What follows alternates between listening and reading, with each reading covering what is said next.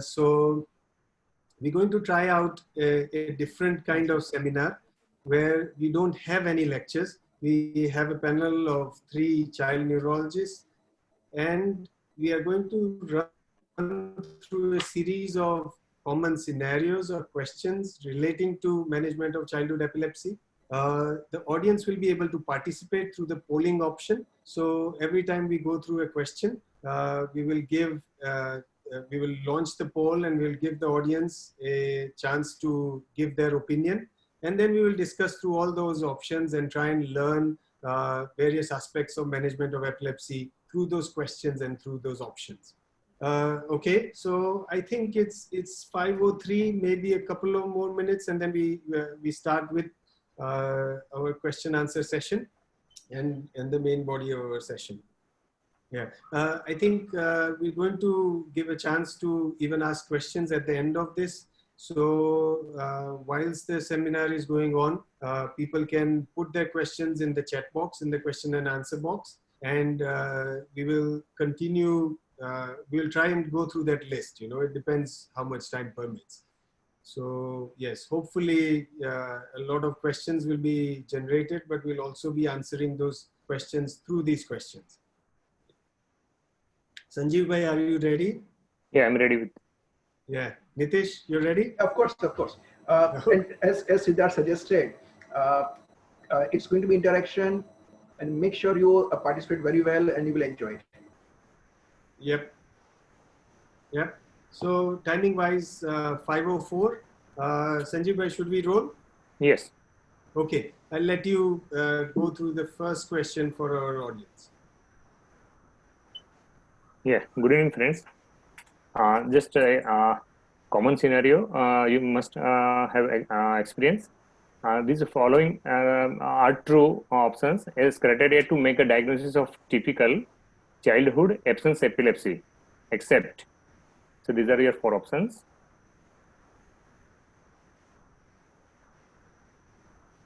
Yeah. Your time. Launch poll. Yeah. The time starts now.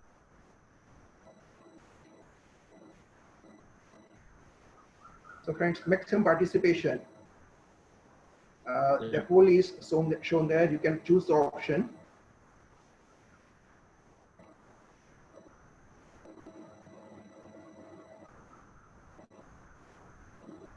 Last 5 seconds remaining.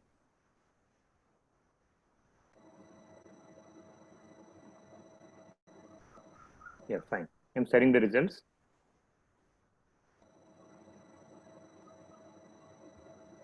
Yeah, 90% has responded as option 4. That is often post-ictal confusion is seen. So this is the correct answer. Next slide. See that next. So you might want to just stop sharing, yeah, Okay. and take the box off. Yeah, you just need to tick the box, close the box. Okay. From the top right hand corner. Yeah. So this is the answer. Often post-ictal confusion is seen, which is wrong.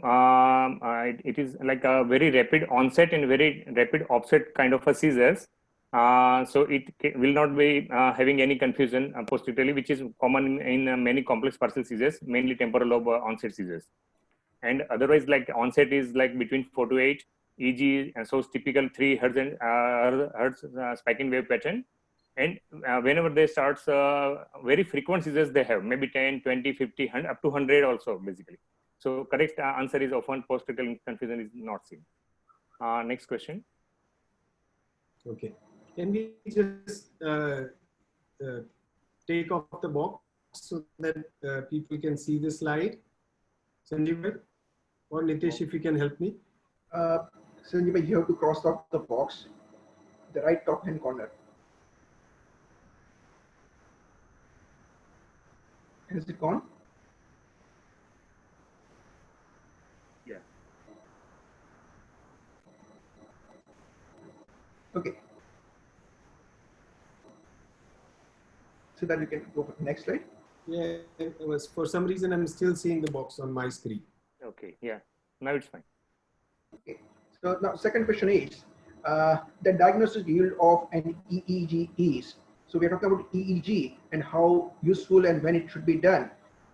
And the poll here is poll goes here. I presume you can see the long poll there. Mm-hmm. So the diagnostic yield of an EEG is, you can choose 1, 2, 3, 4.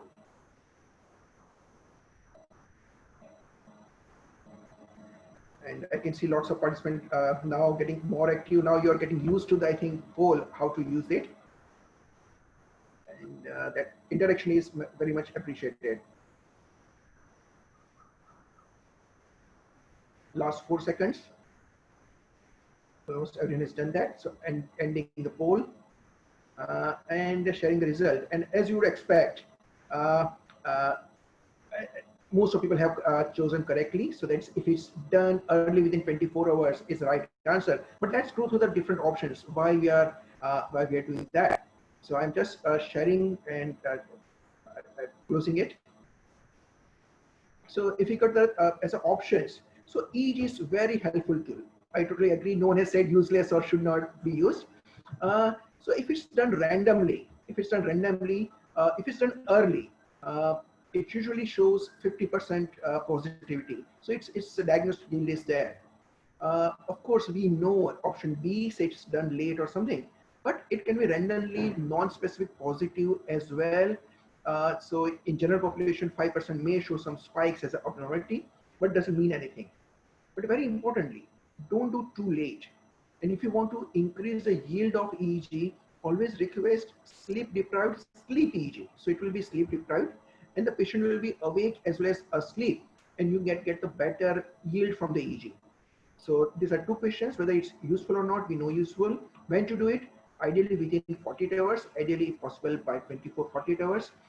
It's now available in most of centers. And how should be done? Should be awake. If possible, sleep deprived EEGs, sleep EEG is much better. I think that should be the answer. Option A, Siddharth. Yep. So, okay. So if I put in the next, that's the answer. Yep. So we'll go to question number 3. And what are we saying? So we, Nitish, what Yes. thing on my screen? I don't know. It's not going away. Are you guys seeing it or No. it's gone? No. You can see the full. From here. Okay, fair enough. Cross it. Yeah.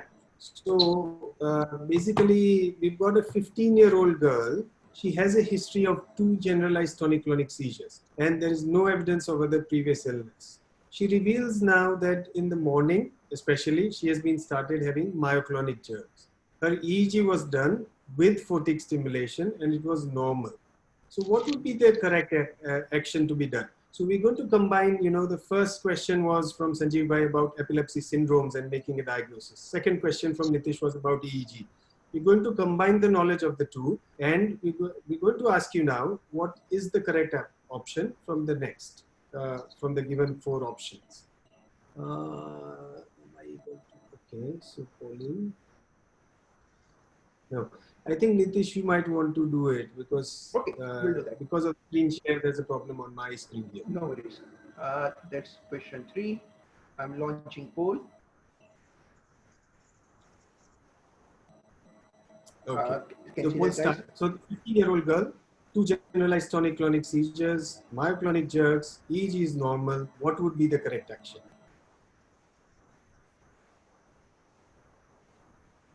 Guys, think of this is genuinely it's not difficult, but it's tactical question. Yeah. We're seeing participants now, of course, taking part. That's the whole idea, and so that's really good. 30 seconds. Yeah. Can we Ending end the poll, and I'm sharing the result. Yeah, fantastic. So this is interesting. We've got about 25% here. If you are playing KBC, this would be really difficult. जनता के साथ जाए कि नहीं जाए. Anyway, I think 33% is was the answer, and it says to do an MRI and then decide. Let's see what the correct answer is first. Okay, so we feel that the correct answer is to start her on levetiracetam for 2 to 3 years. So let's go through all these options because there is a slight confusion. So to wait and see, as it could be a non-organic seizure disorder. It could be. I mean, I think that's why it's there in the options. But of course, you have to, if you look at the history, she's a 15-year-old girl. She's been seen to have 2 generalized tonic-clonic seizures. And she herself reveals that she's having myoclonic jerks in the morning, which might or might not have been witnessed by the parents, but she herself gives this history. If you put the age, if you put the type of seizures that she's having, the 2 types of generalized seizures she's having, and having a knowledge of epilepsy syndromes, immediately I think it comes to mind that this could be a JME. It's such a classical thing. Yes, I think the EEG being normal can put you off. But again, we saw in the previous EEG question that you can have a normal EEG 50% of times, even if you did an EEG within 24 hours. You could have a normal EEG. So that should not put you off of making a diagnosis of epilepsy or an epileptic syndrome. Yes, you might want to repeat it, or you might want to do sleep deprivation, as Nitish just suggested. It would be an excellent thing to do in JME disorders because sleep deprivation can lead to seizures and epileptic abnormalities. So I wouldn't consider this as a non-organic seizure disorder. Why? Okay, so if it's JME, why not put her on sodium valproate for a year? So if you read the question, number 1, she's a 15-year-old girl. And there are all sorts of issues with sodium valproate and its side effects in girls of this age. And the same question again goes with it, that you cannot put her on treatment for a year. You're talking about JME, which is going to be probably a longer term seizure disorder. There's a high risk of recurrence. So you don't want to put her on sodium valproate, and you don't want to consider it for a year. The last one, we don't want to do an MRI brain. Why? Because we think it's JME, it's an idiopathic generalized epilepsy disorder, and the chances of any abnormality on an MRI are going to be very, very less.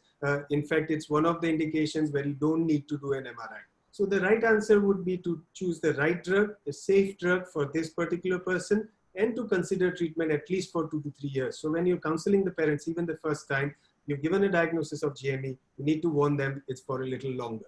Okay. Question, Sanjeev bhai, over to you. This is a question. The commonest cause for seizures in preterm baby is, as such, newborn age is, they are very susceptible for the seizures, is very common because of their immaturity of the brain, and that leads to excitability. So these are the options. So your poll goes there. So this is for preterm babies. Yes, can see now participation.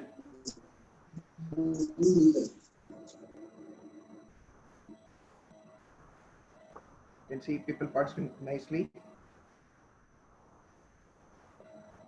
Last 5 seconds, friends. Make up your mind. There is 50-50 going on. Yeah, 50-50. So I'm ending the result and showing results now. Okay. Yeah, so 50% has opted. The answer is IVH, 45% is hypoxia, and 5% infection. Yeah, commonest etiology in preterm babies IVH, followed by hypoxia, then infectious disease, and last is the genetic causes. So the correct answer is intraventricular hemorrhage. IVH itself is very common in premature child, that is 18 to 20%. Nowadays, we can save the very extreme premature, very significantly low birth weight child. So incidence of IVH has gone to from 16 to 20%, and is a very common cause which leads to seizure. And a lot of morbidity depends on which grade of IVH is there. So correct answer is definitely IVH, followed by hypoxia. Yeah. Okay. So there we go. I think we can go for next question. Was intraventricular hemorrhage, as Sanjeev bhai explained. I'll go over to the 5th question. Okay, the 5th question is the commonest cause of seizures in term babies. Previous was preterm. Sanjeev bhai asked what preterm. Now this is a term baby. And let's see what you think. Commonest cause. Friends, the poll is on.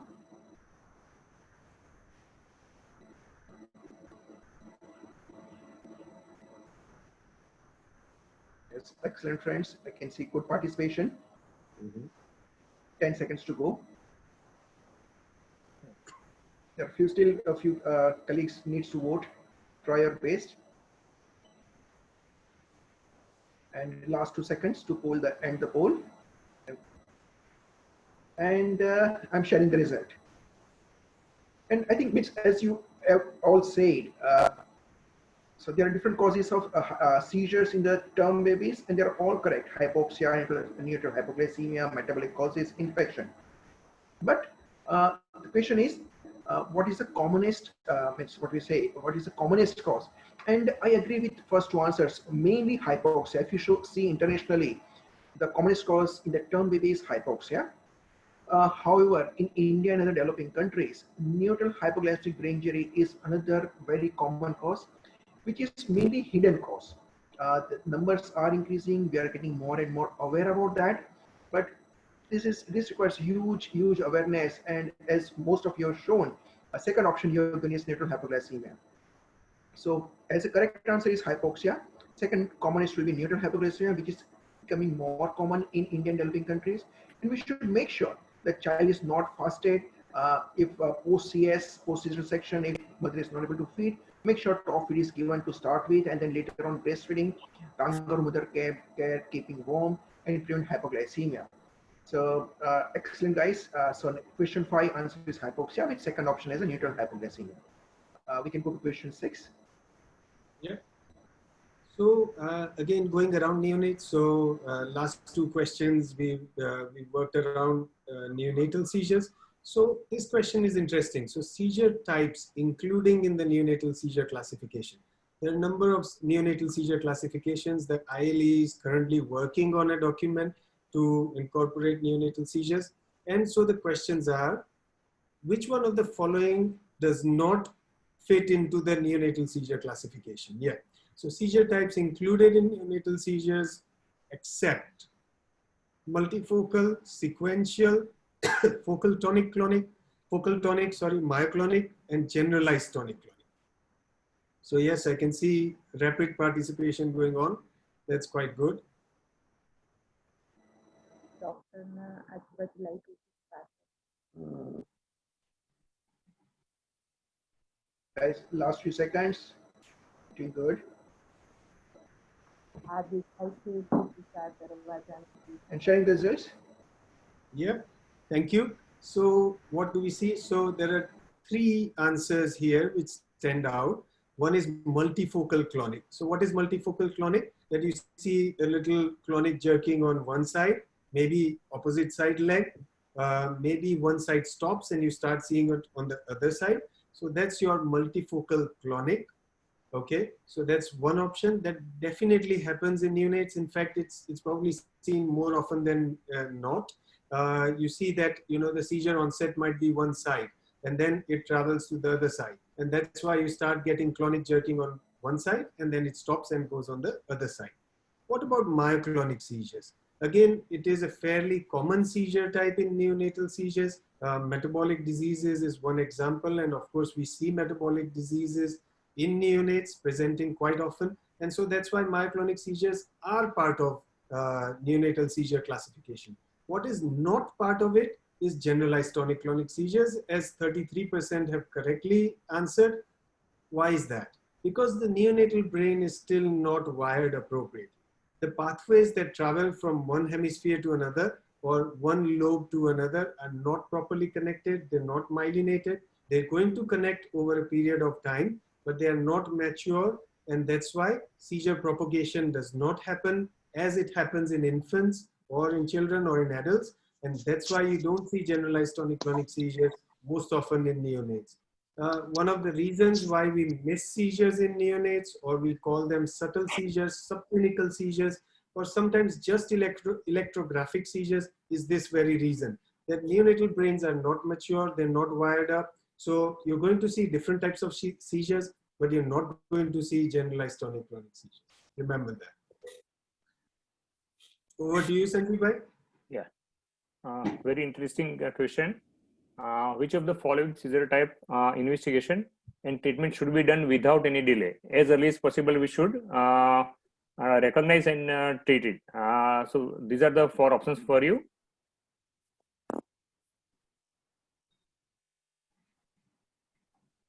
I think it's a very important question, isn't it? That's true. So all seizures are important. We want to investigate and treat, but which you don't want to miss without any delay. Priority.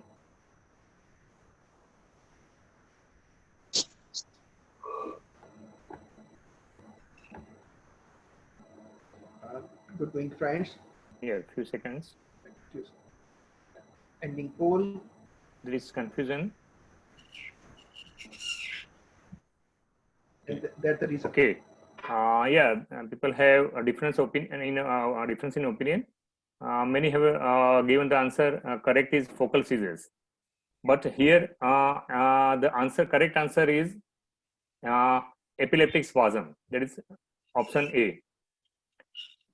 Basically, epileptic spasm is a little seizure with a big consequences. Basically, it is kind of an epileptic encephalopathy where a lot of EEG discharges can lead to damage of the brain. So that is leads to significant intellectual disability and becomes severely autistic. So these are the kind of emergency kind of a seizures where we should pick up, and if we treat early, so we can get the good results. Otherwise, it becomes very difficult, and it can be a drug-resistant seizures.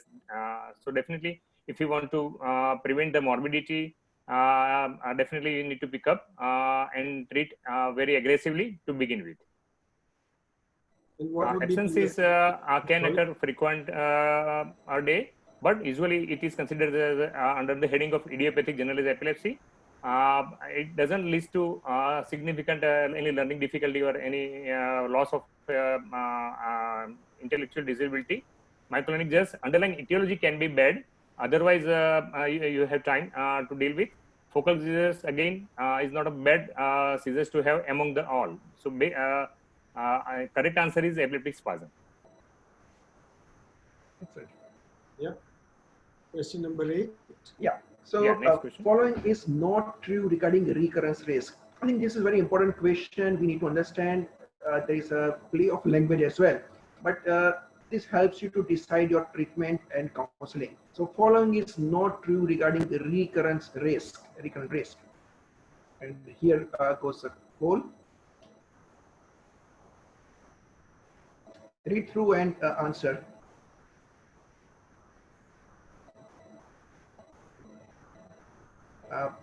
I think you are reading through. We may give you more time, but read through options very clearly. It's lots of writing there. So one is maximum risk of recurrences within first 6 months after the seizure is 60 to 70%. Second is those who have suffered 2 or more seizures carry recurrence of 70 to 80%. Something on acute symptomatic seizures and something on EEG abnormalities. So guys, stopping the poll here and see what people say. Okay, so for the clear, there is confusion between 2 answers, but very clearly option A and option B is not written there because it's not true. So I agree with that. Number C seems the right answer, and number 4. So let's share on that what we mean by that. So importance is recurrence risk because you want to know whether you want to treat aggressively or not, whether to start after first seizure medication, and how to counsel parents. So option A, what it says, maximum risk of recurrence is within first 6 months after the seizure, and that chances is 60 to 70%. And different studies does support this.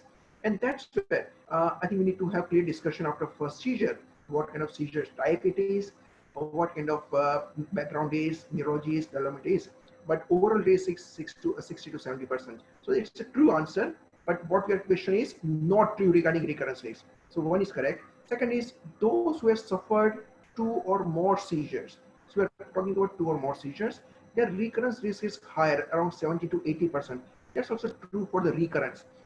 And hence, if you're not treated after first unprovoked seizure, which some people will not, then at least after second unprovoked seizure, there is a high case to treat, and parents' anxiety will go high because there is high chances of recurrence, so 70 to 80%. People have said 3 as a correct answer, which is not true. Is I agree with as an answer, because acute symptomatic seizures, so like hypoglycemia, hypocalcemia, temperature, infection, trauma, something which are reversible etiology, and that carries risk of 70%. That's not true. So that carries risk only around 10%. So 70% is too high for acute symptomatic seizures. So that's not the right answer for the recurrence risk. And 4, yes, if you have EEG abnormalities, epileptic discharges, abnormal neurology, or abnormal development, that also increases chance of recurrence. So our question was not true regarding recurrence risk. So number 3 is correct as a not true. The rest of them suggest recurrence risk should be discussed and treatment should be started. So it was with complex language, but here we have to be very careful again regarding communication. So thanks for that. Siddharth, next over to you. Yeah. So number 9. We've got a 7-year-old boy, classical age for diagnosing somebody with benign epilepsy with centrotemporal spikes or self-limiting epilepsy. You did an EEG, you, as Nitish suggested, you had a discussion with the parents. This is the EEG, this is your syndrome, these are the chances of recurrence. Do you want to start treatment or not? Parents said, yes, we would like to start treatment. So we took that decision. He was started on oxcarbazepine. So remember, benign epilepsy with centrotemporal spikes is a focal epilepsy. And on the EEG, if you had focal abnormalities as well, you would go with something that works well with focal epilepsy, and that is oxcarbazepine as first line. So that was started quite appropriately. Now, 10 days later, he develops a maculopapular rash over his hands and feet, and some mouth ulcers as well. He calls up the center, he calls up RICN, and for some reason they couldn't get through. So he said, well, let's go to the pediatric doctor. Often, you know, with a rash, they would often come back to you rather than to us anyway. So what would be the action that you would do? And let's launch the poll for the 4 options given. Thank you. So you can start putting in your responses.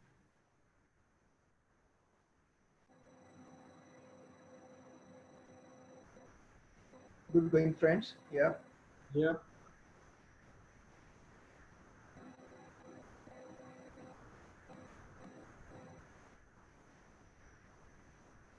Good participation. Ending poll in 2 seconds. And here are the results. Fantastic. Thank you. So I'm glad to see appropriately, you know, the top answer is stop the drug immediately, as it could be an allergic rash. So yes, dear friends, remember that rash can be, especially an allergic rash, SJ syndrome or up to DRESS syndrome, can be a side effect of certain anticonvulsant drugs. In fact, most of the anticonvulsant drugs can cause an allergic reaction. Out of that, if I was to answer 1 or 2, or my colleagues were to answer 1 or 2, I'm sure they'll agree. Carbamazepine and oxcarbazepine are number 1 or number 2, and lamotrigine is the other drug that you need to remember. The other thing is that it's idiosyncratic, and it doesn't depend on the dose, and it doesn't even come on a particular day. So you would argue that if you started the drug, it should come in the next few days. It's not like antibiotics. You know, we have seen often that if you go fast on lamotrigine, you see the rash in 3-4 weeks time. 2 to 3 weeks is generally the classical time when you start seeing this rash. And it can be very dangerous. And that's why this question, because they will come back to you. And, you know, of course, you see in this rainy season, hundreds of patients with a viral looking rash. So your thinking could be, is it a viral rash? Let's wait and see. Could we do a CBC, blood culture, maybe even start antibiotics? Maybe we could reduce the dose, but actually the right answer would be to stop the drug immediately. If you can't contact the person who has started the drug, don't think about it. I think the best thing is to stop the drug immediately, then think about treating the rash, and then we can sit down and think about, you know, was it the drug, was it a viral infection, and what the next step could be. So the correct answer, as everybody has suggested is, or most of people have suggested, is stop the drug immediately. Great. Number 10. Yeah, very common scenario we are dealing with. Here is a baby born via full-term delivery who has suffered HI, hypoxic ischemic encephalopathy, and started having seizures within few hours of birth. It was controlled with loading of phenobarbital. and then followed by maintenance dose. There have been no further seizures, so controlled well with phenobarbital. Now, what should you do with phenobarbital? So these are your options. Let's start polling. Yeah. So guys, read it carefully. Poll is launching. Yep.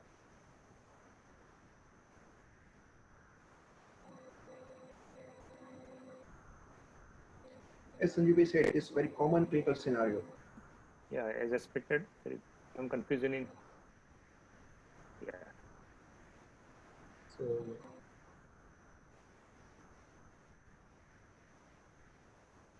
It's been good. The last few seconds. Ending poll. The results. Yeah. Yeah. More than 50% colleagues have answered correctly. Can be stopped prior to discharge after 5 to 7 days of life. Yeah, because here it was controlled well. So there are two scenarios. If they are controlled well easily and child is doing well on discharge, you can discontinue phenobarbital. But sometimes like it may not be easy to control and discontinue. We need to follow the child, and when there is any doubt, sometimes it takes a little more time to get under control. If it is there is some doubt about the possible neurological injury in the future, then you should follow the child for after a month, evaluate neurologically, and go for EEG. And definitely, if EEG is normal, we can discontinue. And child is neurologically doing well, we should discontinue. So both the answers are appropriate over here. Can be stopped. Depends on the child how is feeding well, alertness. Definitely, if is absolutely fine, you can discontinue. Previously, we used to continue for a year, and then gradually we learned, and now latest guideline says these are the two options. Depends on child's neurological condition. Yeah, fine. Perfect. Next question. Yeah. So question number 11. So this is about refractory epilepsy. For a child with drug refractory epilepsy and a normal MRI brain who is on 4 drugs and recently remains drowsy, the following is the best option. So drug refractory epilepsy, child drowsy, what you want to do next? And your questions are there and launching the poll.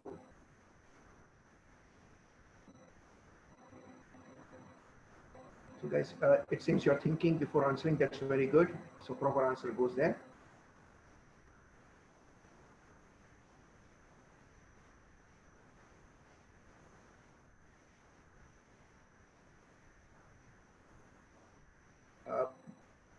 Still more people to reply. Yep. Few more seconds to go.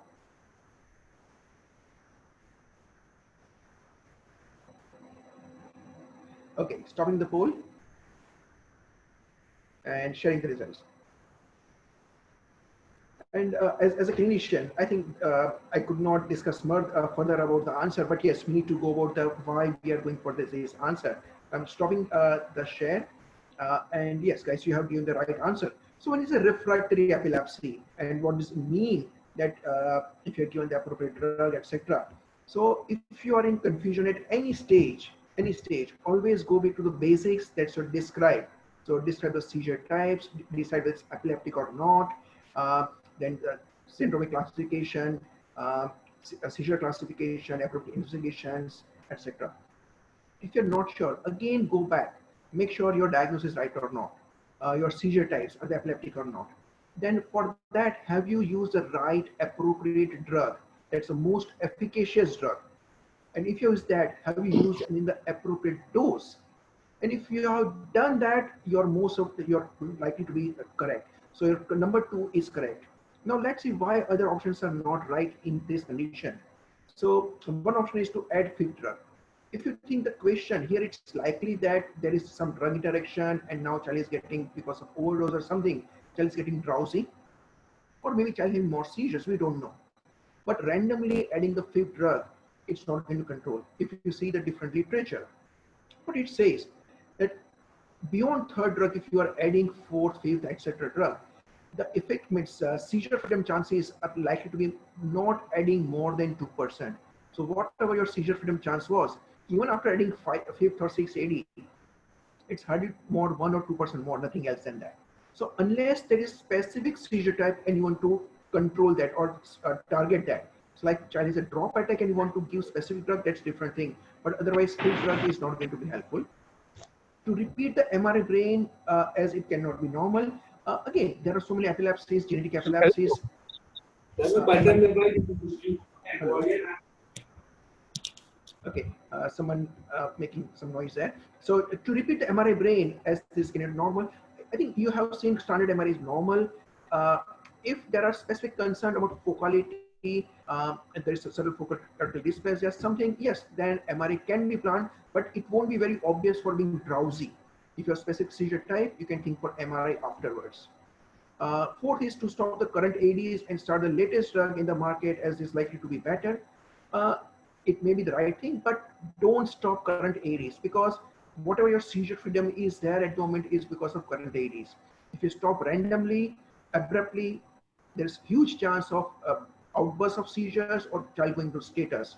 So you may have to titrate, change one of them, two of them, but don't do anything abruptly. Chances of recurrence are there.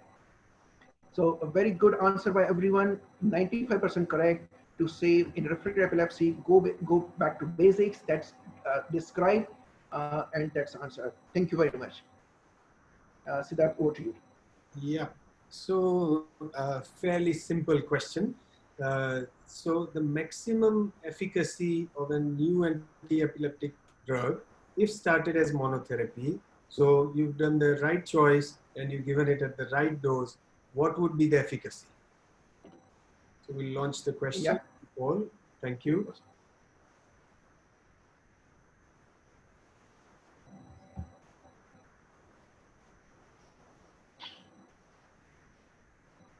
And this is a general average, isn't it? It doesn't specify whether you're using the first generation, second generation, or one of the latest drugs. This is an average across the board kind of epilepsy control question. Yep. A couple of seconds, ending poll, and sharing the results. Great. So the maximum number of people have voted as 70% control, which is not a bad answer. If they would have said 100%, it would be completely wrong because we don't have magical ADs, unfortunately. And so we can't guarantee 100% control to the parent every time we start an AD. In fact, the correct answer for this is around 50%. So that's, as I said, it's across the board. You know, even if you have a child with refractory epilepsy, you wouldn't know at the first instance and you started the right drug, but still he would fall in the non-responders category because eventually he would not going to respond anyway.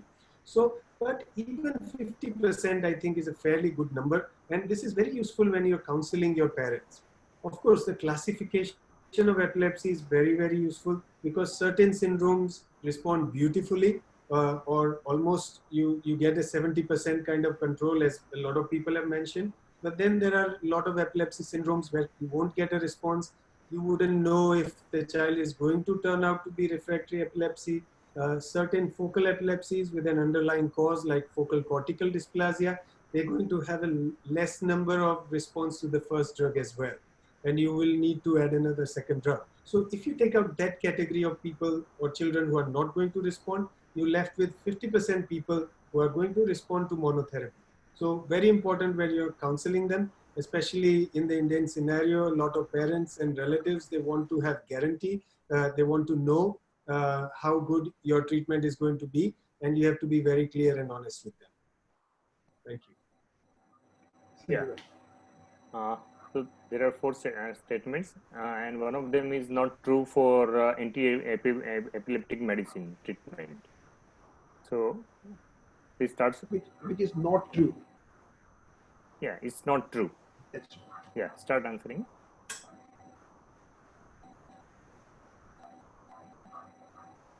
Participants are thinking before answering. That's perfect strategy.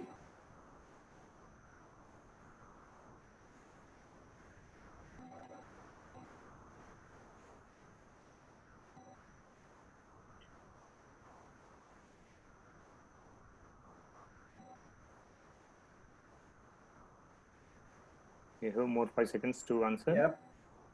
Language is a bit confusing, but yep. People are making up their minds and giving 2 more seconds.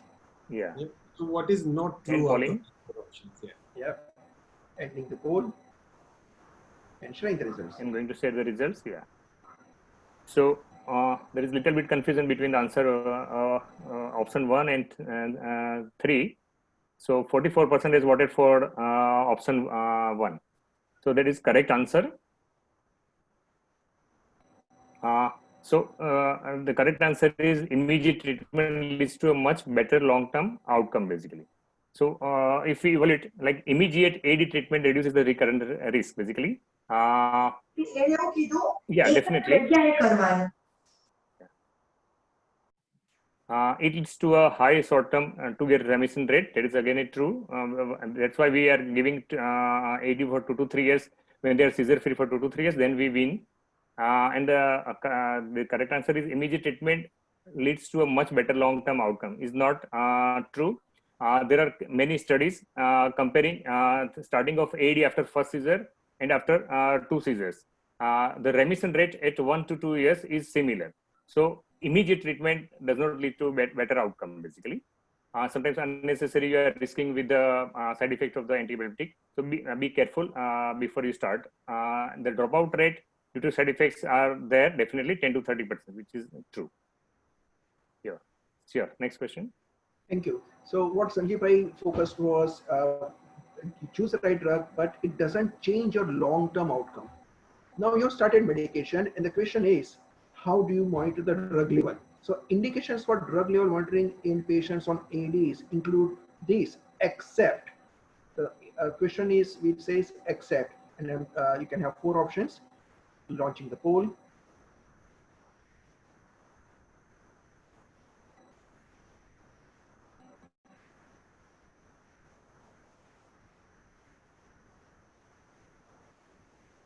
Again, these are all clinical practice questions which you and we all follow.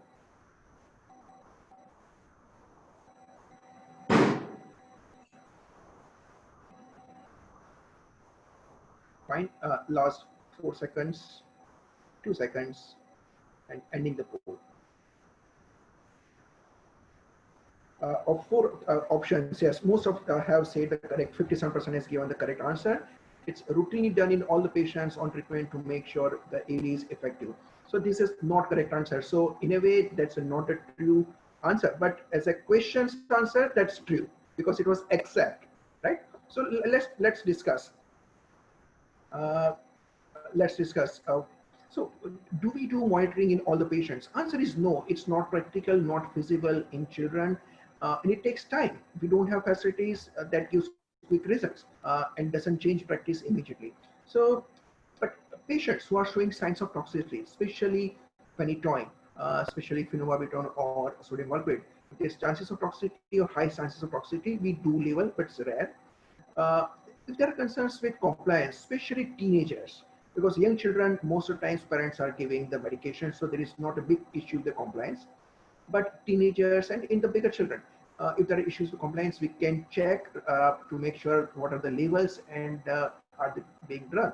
But usually we ask cross questions to the parents and teenager to make sure what about medications, when they are taking, what last they took it, and request parents to give them or keep them on the dining table. So on the breakfast table, before starting breakfast, they take the medication, or at the dinner time, when family is there, we request them to start give the medication and have a dinner at the same time. So most of the time it's not missed, but of course, if there are compliance issues. Number 4, after loading phenytoin due to concerns about pharmacokinetics, yes, we know for it's a T2 and it's very narrow therapeutic index of phenytoin, and if you are low, it's not effective. It's high, it's highly toxic. But again, it's not commonly done. But if it's required, we do it, and especially in the PIs who setting with the status epilepticus. So it's not routinely done. We've done in first, second, and fourth options. So number 3 is that we don't do it routinely. So for your answer, number 3 is correct because it was except, and it says about the level of monitoring. I hope I'm clear. Friends, is it right? Yep. Okay, let's move on. Thank you. Yes. Question number 15. So which of the following drugs has a teratogenicity in the form of neural tube defects in an unborn fetus? So we'll launch the poll, fairly straightforward. I think again, very important clinically, because if you're prescribing the drug, you need to warn patients about side effects.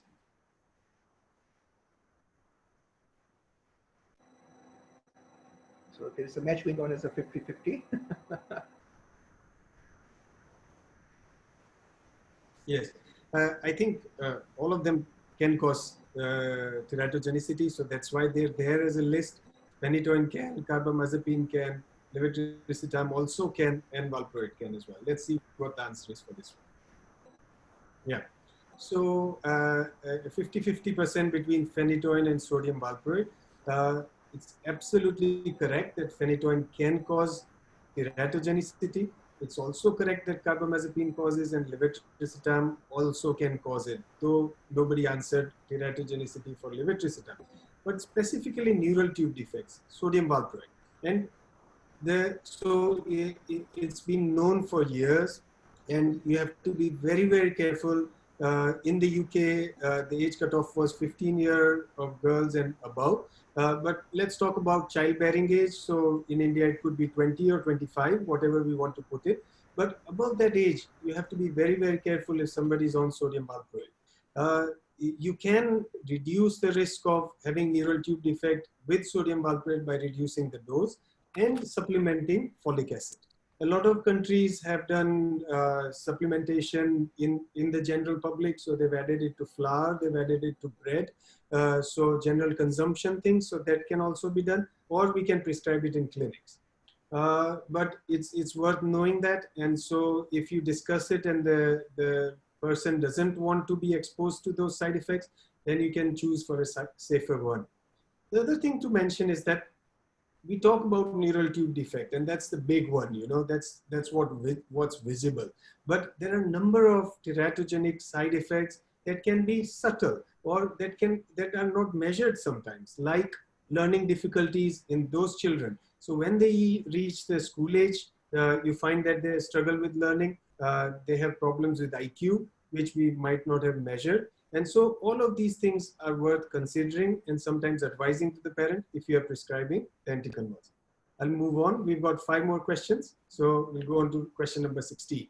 Yeah, another interesting question regarding the side effects of AED. All of the following AEDs except one can cause seizure exacerbation. So which are they? Which is the one with least two? Which is safe? So again, it says except. The question is very tricky.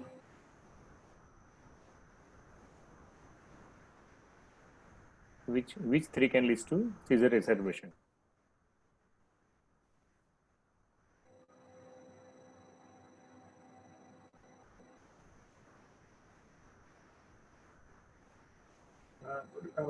It's a very good question, and I can see people are very, very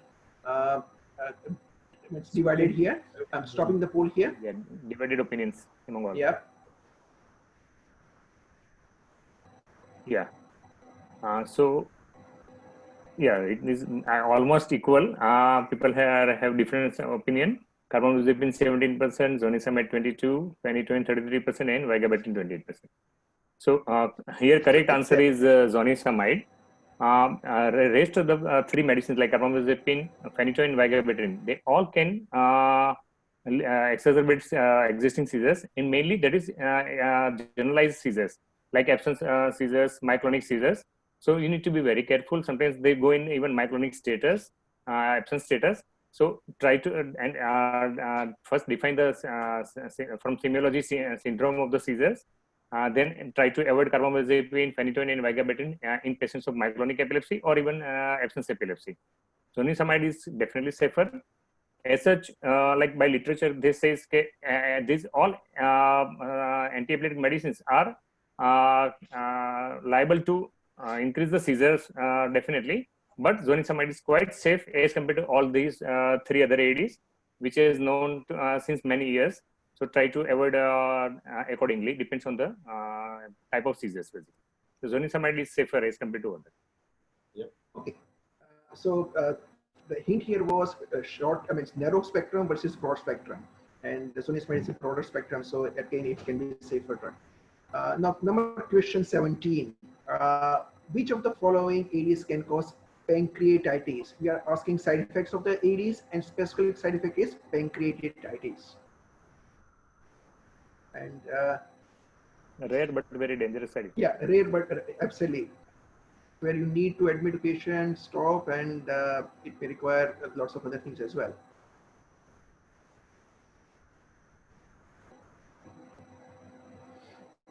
Interesting answers.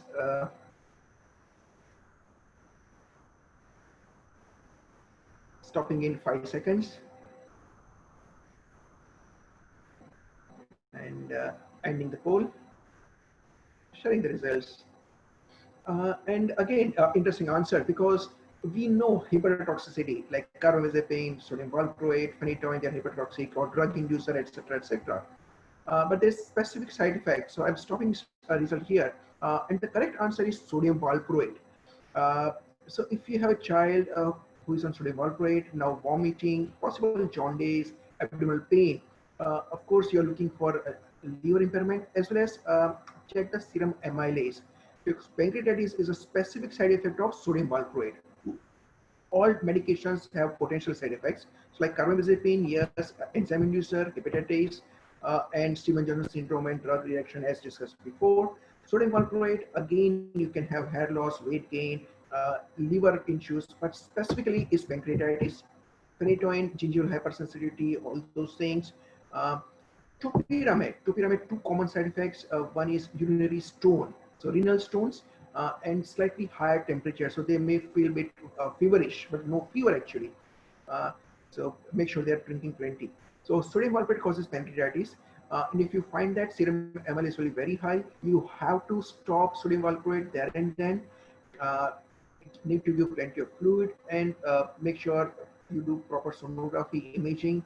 And we have seen patients who have necrosis, pancreatic necrosis, head of the pancreas is necrosed, and they may need surgery as well. So that's a rare, very rare complication, but known complication with sodium valproate. Thanks, guys. Number 18. Yeah, so last 3 questions. Last question for me.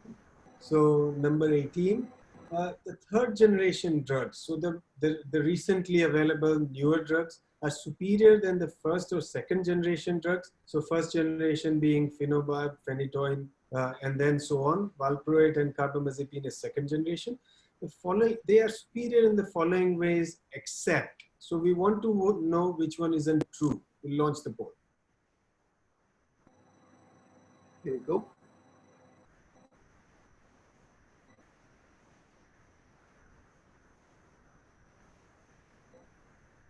No responses, I think. No, okay. I think it's very good that everyone thinks over a very balanced mind and then making the decisions.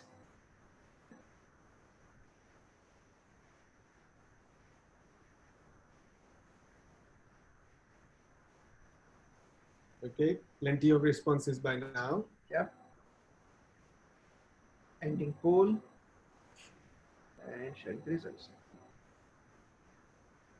Okay, thank you. So if we look at pure numbers, yes, we have got the correct answer. This is not true. They are not much more severe in controlling seizures than the previously available anti-epileptics. So yes, so there are now around 20-25 anti-epileptics available. Previously we had 3 or 4. So they have definitely added to our options. We have a lot many options now. They have definitely a better safety profile with less side effects. So drugs like levetiracetam and the newer versions, brivaracetam, they have lesser side effects. They have novel mechanism of action. Again, SV2A vesicle binding. That is a newer mechanism of action for levetiracetam, which was not available in any of the drugs before. They have definitely less drug-to-drug interactions. So phenytoin, there used to be about 40-45 drug interactions with antibiotics, with other anti-epileptic drugs. They have come down to 4 or 5 with the newer drugs. We saw zonisamide, which has a lesser interaction as well. but they're not, unfortunately, they are not much more superior in controlling seizures. So they are much more tolerable. People will stay on it longer. They add an option, but the efficacy still goes around 50-60%. That is the kind of efficacy we can expect. I think since Father's Day celebrations are going on, I don't know. I will just see if someone can be. No problem. I hope that was clear. So I'll pass it on to the next question, number 19.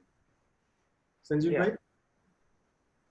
Again, very common scenario we are facing, and definitely we need to tackle in time to avoid the morbidity and mortality. So there are 4 options. Which one of the following is not acceptable as first line drug choice for the treatment of status epilepticus in children? So just please answer.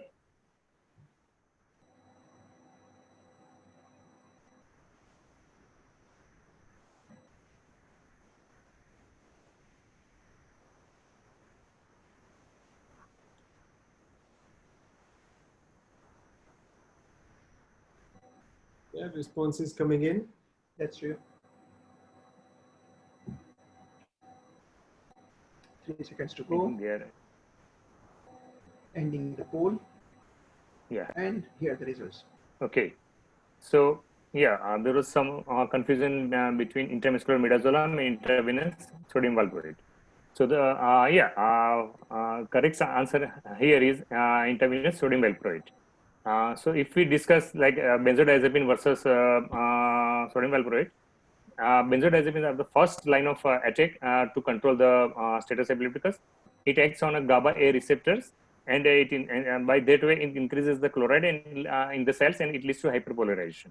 So intravenous lorazepam, intravenous midazolam, everybody knows. And there was some confusion about the 2 options, that is intramuscular midazolam and intravenous sodium valproate. Intramuscular midazolam still recommended when there is difficult to get the vein when patient is seizing in front of you. Is bit difficult situation many times. So better you just first administer intramuscular midazolam and then try to search for the veins. Why we are not opting a first attack as a sodium valproate in status epilepticus? Because they have high chance of toxicity, basically hepatotoxicity, with or without hyperammonemia. Sometimes they have significant hyperammonemia with or without even increasing the SCPT. And it is more common in pediatric age group and more even in infancy. So here we should be very careful and first try with midazolam lorazepam. If not effective, then move on to levetiracetam, phenytoin. And in a neonatal age group, even in early infancy, Gardinal is also a good choice. But try to avoid sodium valproate as a first line treatment in status epilepticus. Yeah. So very last question. We're coming up to the hour. This last one for day. Come to number 20, and I'll let Nitish take this on. Yeah. So basically, this is our status epilepticus as well. As Sanjeev bhai said, status epilepticus, your first line of treatment, first 2 medications are benzodiazepines. Now, if a child who has a SCN1A mutation, so is known to have SCN1A mutation, that's the Dravet syndrome or atypical cerebral seizure, etc. Which one of the following is not an acceptable drug or choice for the treatment of status? And launching the poll.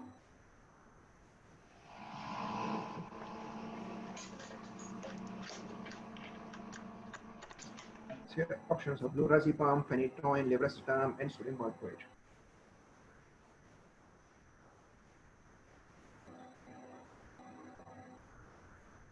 So this is, we are talking, it could be first line, second line, or third line. So any of them, but is not an acceptable drug choice.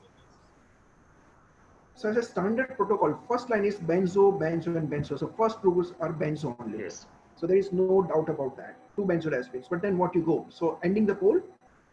And I think it's good to show that there is some confusion, but still people are clear, and I'm very happy with the answer. That's intravenous phenytoin. I'm stopping the share. So yes, so your first line is 2 benzodiazepines.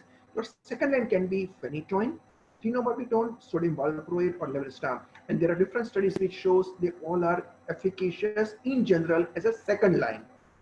Right now, lorazepam you already used as a first line.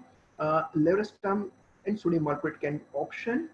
As a newborn, Sanjeev bhai excellently said it should be phenobarbital. But phenytoin it can increase the seizures and chances of non-convulsive status as well. So children with the SCN1A mutation, you will not use phenytoin. And as a second line, ideal drug for them will be sodium valproate. Of course, you can use levetiracetam as well, but sodium valproate will be better. So this was on status. So I think that comes to the standard of 20 questions interaction, and I'm very happy despite being active and on Father's Day, and so many things happening today, International Yoga Day, Music Day, Solar Eclipse, and of course a webinar and lots of interaction and family time. So again, a happy Father's Day to all of you. We will. There are a few questions here. We'll answer those as well. And on behalf of RSCN team, my colleagues, Dr. Siddharsha, Dr. Sanjeev Mehta, and whole team, and also sponsors, we are very thankful to them. And now we can go to the questions. So first question, which is our question question by Dr. Patil, is valparin-induced thrombocytopenia, should we stop or decrease the dose? And what we do, same thing with the obesity and hair fall. So basically sodium valproate, thrombocytopenia, and what should be done? I think what I will do, I will give my initial comments and then keep it open to my colleagues, to the panel, and what they feel. Sure. So choosing AD is depending on your efficacious, which is the most efficacious drug, and then comes the side effects. Thrombocytopenia, it depends how severe it is. It's clinically causing bleeding, petechiae, etc. It's just on random CBC, you got the thrombocytopenia. If there are clinical bleeding, petechiae, you need to stop that, and you need to do the genetic testing as well, because it can be familial. So answer is not clear, answer yes or no. If it's clinically bleeding, platelet count less than 75,000, you will stop it. And you choose something else like levetiracetam or whatever is the appropriate drug for that patient. And obesity, hair fall, I think we adjust, but will not reduce the dose, but may use the appropriate drug, what's your type, etc. But with this question, I will again go to my colleagues. What are their opinion, and also how did they choose between efficacy and side effects? Colleagues, do you want to start, Siddharth or Sanjeev? Yes. So I think hair fall, I agree. I think hair fall is a common side effect. If the seizures have been well controlled on sodium valproate, there's no point, and it will be very difficult to stop the sodium valproate. Either a little bit of dose adjustment if possible, or we have an option of supplementing with biotin. So a lot of patients, a month's course of supplementation of biotin can help reduce that hair fall and regain the lost hair. Obesity is a common problem with most anticonvulsants, especially sodium valproate. I think dietetic advice, adjusting the dose a little bit would be my first approach. If it all fails, then you would have to consider swapping it to something else. Yeah, I think same opinion here. I have personal experience of sometimes discontinuing because of thrombocytopenia.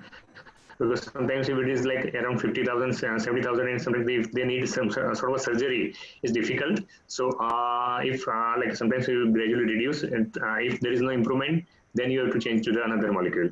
Regarding weight gain, rarely, as Dr. Siddharth has mentioned, we may need to discontinue, but try some diet control, some adding of exercise, little reduction in the dosage definitely can help. And regarding hair fall, yeah, again, a few personal experience, we had to discontinue in a adolescent girl, a lot of significant hair fall even after giving biotin. There you need to discontinue, otherwise little reduction in the dosage and adding biotin can help. Sure. No, excellent. Another question, very interesting question. The question is, the spasms have responded to steroids, but again they relapsed. What you do next? So I'll give the answer, quick answer, but then use the question in a wider spectrum and go to the panel. So if child is steroid responsive, child has responded to steroids, I will go back to steroids. Yes. If it was oral, I may go for injectable one. So I may go for injectable ACTH if it's oral. So definitely steroids responded, so should go back to what has worked. And in that case, when you're tapering off, you have to be careful what happens at day 14, and tapering can be a bit slower or longer. So principle is what has worked, you will continue and restart. Yes. So we'll start steroids. Now my question to panelists, bit same thing on spasm, something on steroids. First to Dr. Siddharth, to you, Siddharth. So if when you decide whether steroid has worked or not, at what stage? Yeah, so I think it's a very good question, and it's debated a lot of times. So clinical response versus electrographic response versus all. So you would want to see all spasms to stop, full stop. As we discussed in one of the questions, it's very, very important to stop the spasms and stop them quickly. It's an emergency. So there's no second option. If the mother comes back and she says she still sees a few spasms, to me that's as good enough as non-responder at the moment. So clinical response, completely stop, cessation of spasms. If a patient comes in with complete clinical cessation, you might want to do an EEG and confirm that the hips arrhythmia has switched over, and you can see a better rhythm, better background on the EEG. But 14 days is the kind of cutoff that is applied most of the times.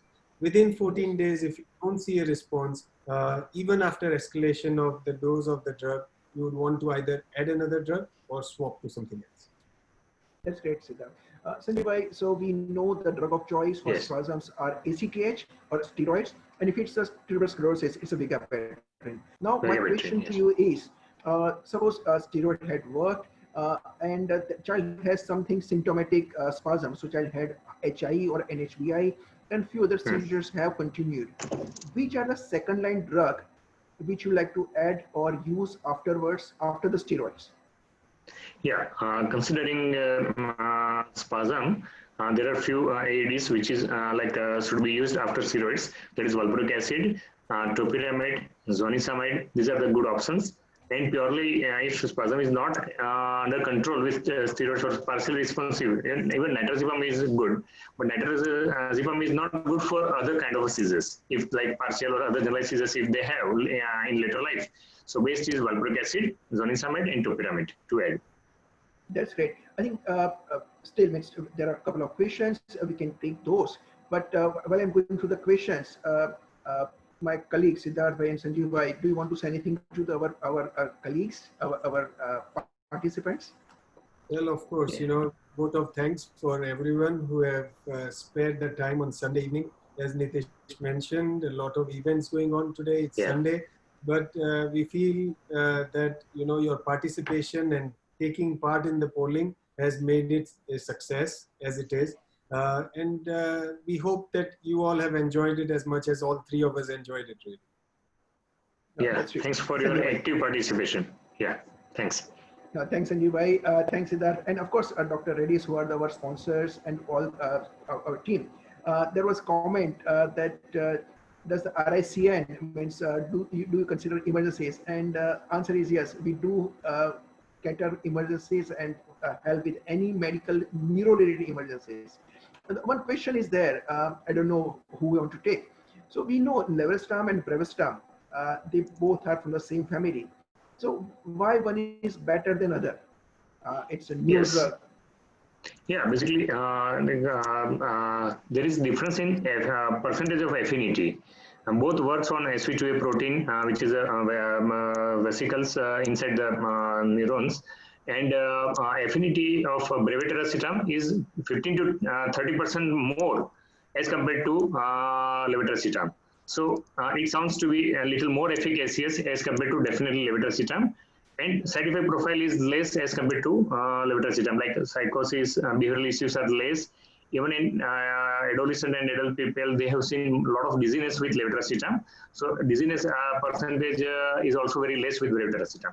So definitely it is a better molecule as compared to levetiracetam. But definitely you need to choose according to the finalization condition also, basically. Sure. No, I think that's excellent. Perhaps we can again say final closing remarks to say thank you everyone, and thanks for your valuable time. And as an RACN team, we are again thankful to all of you for active participation. Enjoy the rest of the day as a Father's Day. We all are father and we need family time as well. So thank you. Good evening. Bye. Thanks a lot. Bye. Technical team, I think we can call Stop it a recording. so we can stop the seminar if we can. Thank you, sir. Thank you, sir. Thank you. Thanks a lot, sir. Thank you. I am ending the session. Thank you, Please. everyone, for joining. Thank you. Thank you.